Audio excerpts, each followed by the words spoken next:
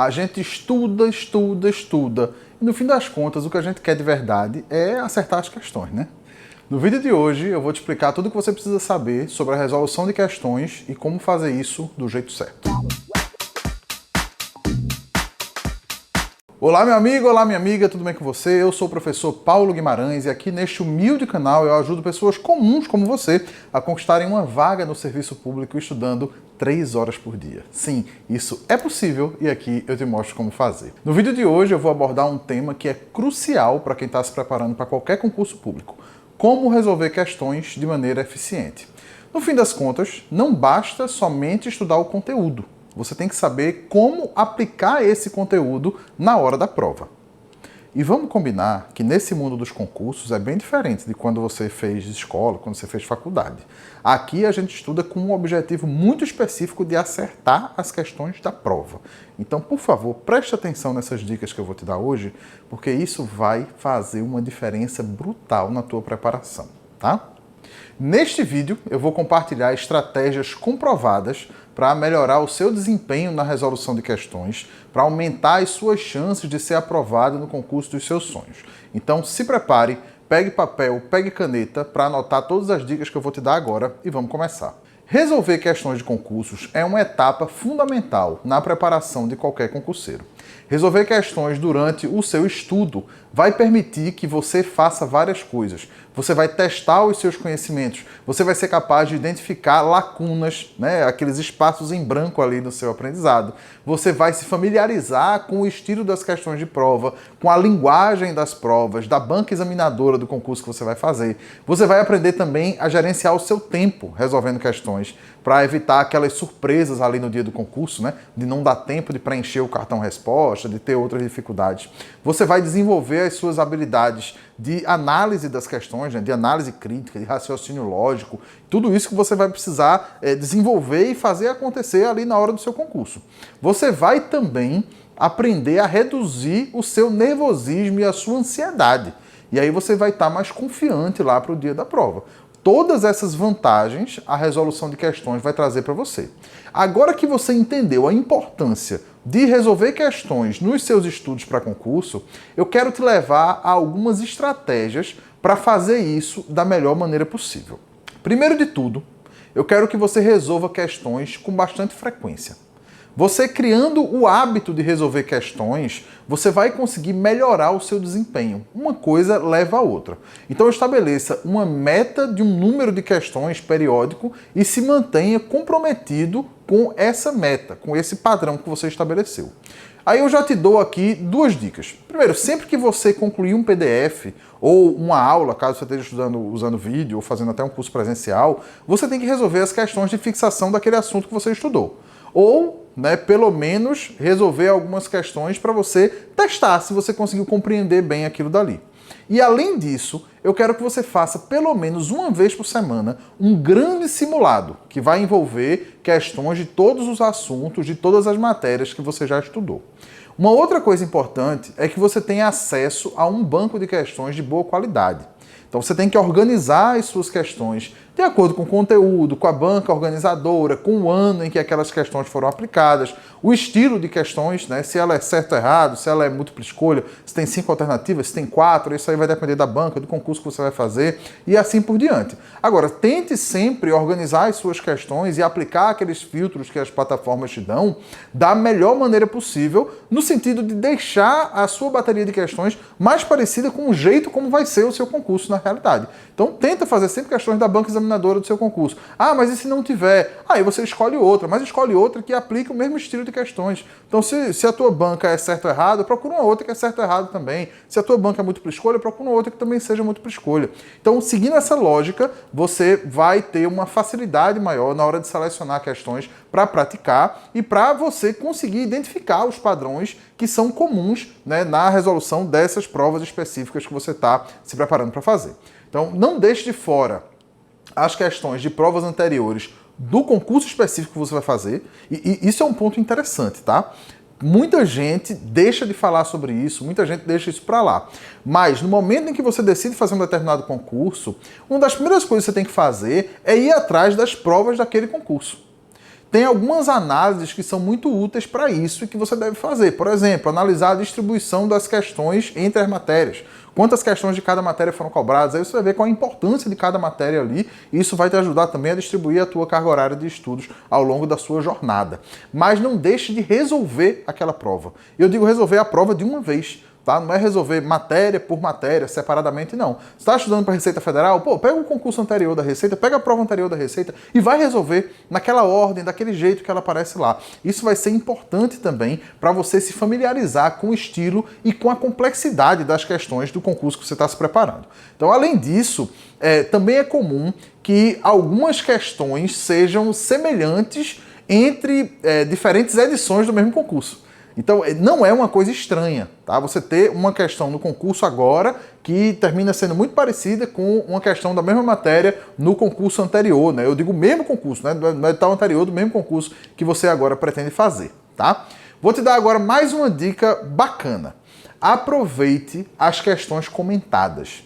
Veja, resolver questões comentadas por especialistas é uma ótima maneira de você aprender com os seus erros e de você entender aquele raciocínio que está por trás das respostas corretas. Essa prática também vai ajudar você a identificar possíveis pegadinhas que as bancas trazem e desenvolver estratégias para você não cair nessas cascas de banana, né? Agora eu faço um alerta aqui, tá?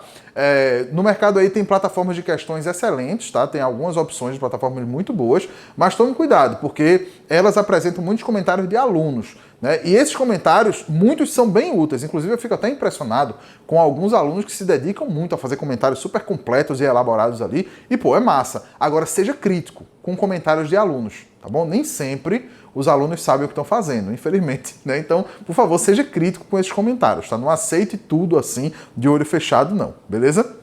Uma outra prática que pode ser interessante na resolução de questões é você tentar resolver questões em condições que sejam semelhantes àquelas da prova que você vai fazer, né? Isso para aumentar a sua eficiência ali, para realmente simular da melhor maneira possível a realização daquele concurso.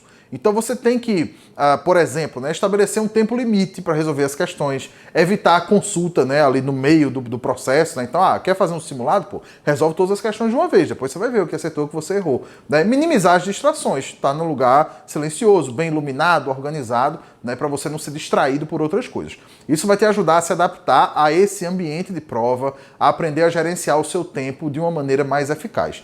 Um outro dia, inclusive, um aluno lá da mentoria Aprovação Acelerada, ele mencionou para mim que nos tempos de pandemia, ele fazia ele colocava até máscara para fazer simulado, né? Esse levou a sério a dica, né? Ele disse, não, mas é porque a máscara atrapalha, né? A gente fica mais difícil de respirar e tal, então eu vou fazer o simulado de máscara. Eu falei, pô, esse cara sabe o que está fazendo. Outra dica. Anote as suas dúvidas e os seus erros quando você estiver resolvendo questões. Anote as dúvidas que você tiver enquanto você está resolvendo. Então, pô, surgiu isso aqui, pô, isso aqui eu não lembro muito bem. Anota no lugarzinho para você saber o que revisar depois, tá? E desse jeito você vai conseguir identificar alguns padrões nesses teus erros e deficiências, né, na matéria que você estudou, coisas que você não conseguiu aprender da maneira que deveria ou com a profundidade que precisa para poder ter o resultado que você está buscando. Quando você resolver essas baterias de questões também, com um padrão dissimulado, você também tem que monitorar o seu progresso. Tá? Acompanhe o desempenho na resolução de questões, compare os seus resultados com as metas que você traçou e com o seu histórico. Veja, se na sua série temporal você não está progredindo, né, de uma semana para outra, você faz simulado toda semana, mas o seu índice de acertos ali não está aumentando, não está melhorando ou está piorando, então talvez tenha alguma coisa aí que precise ser corrigida. Mas você só vai conseguir identificar isso se você acompanhar essa série temporal, se você registrar esses resultados e comparar, né, uns com os outros a cada semana. Tá? Essa análise vai ajudar você a identificar quais são as áreas que você precisa melhorar e a ajustar o seu plano de estudos conforme for necessário. Eu sei que as dicas que eu dei até agora foram interessantes, mas agora eu quero entrar num ponto mais prático aqui desse vídeo de hoje. Como é que a gente deve raciocinar na hora de resolver uma questão de prova? Eu vou te explicar exatamente como eu faço e o jeito, claro, como eu consegui as minhas várias aprovações, tá? O principal ponto é usar a técnica da eliminação. Não é nada de outro mundo, na verdade é uma coisa até bem intuitiva, mas eu acho importante a gente esclarecer aqui.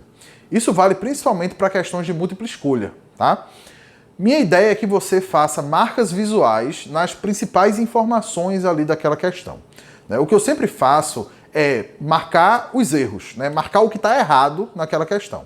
Seja sublinhando uma palavra, circulando, né, uma palavra, uma frase, para eu poder saber exatamente por que eu estou eliminando aquela alternativa específica lá da questão, tá? Deco, vamos botar um exemplo de questão aqui para a gente resolver junto? Bota aqui na tela, por favor. Pesadinha essa questão, viu? Quem escolheu foi Deco, não fui eu não. A culpa não é minha não. Agora vamos lá, eu vou resolver a questão junto com você, né, para ver se fica claro como é o meu raciocínio na hora de resolver uma questão dessa forma, né?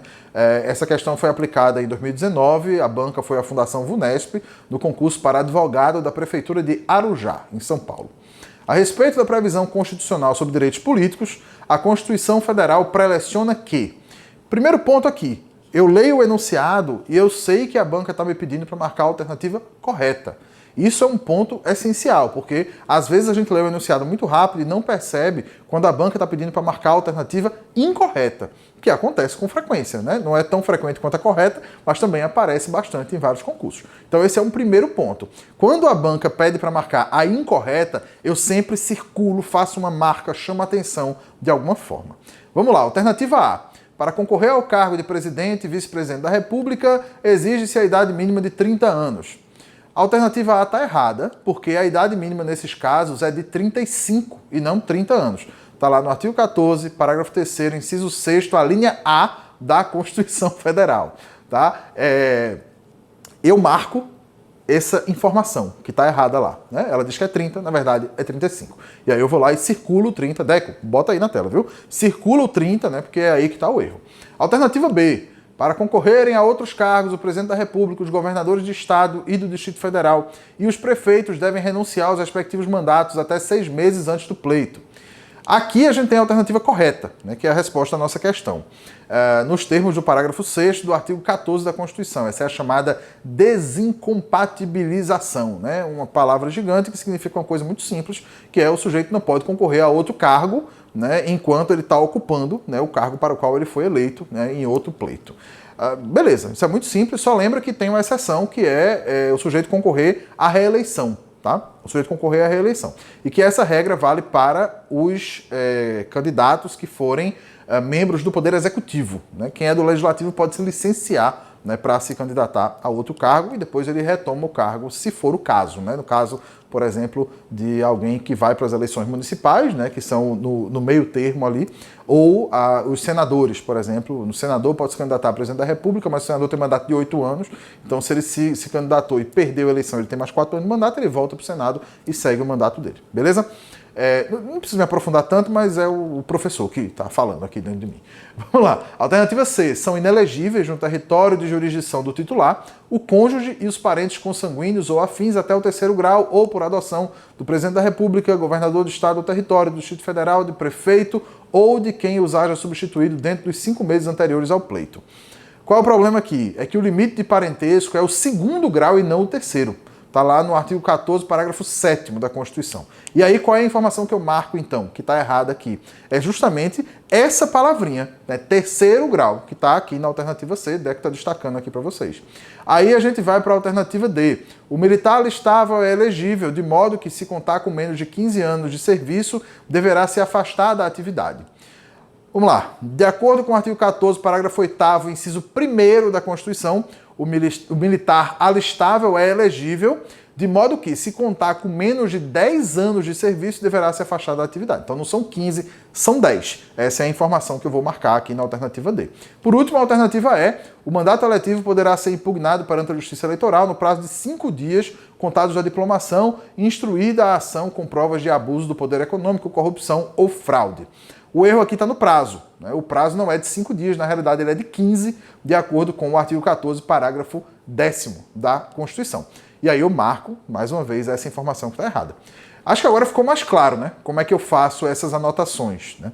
E essas anotações têm uma utilidade muito grande, porque elas me dão a possibilidade de conferir depois as respostas. Então eu posso passar o olho pelas questões que eu respondi, né, vendo por que é que eu considerei que cada uma das alternativas estava errada, para ver se aquilo ali continua fazendo sentido depois de algum tempo, né? E desse jeito a gente consegue fazer isso bem mais rápido, de uma maneira que talvez não fosse possível se elas não tivessem destacadas, né, essas informações aí, beleza?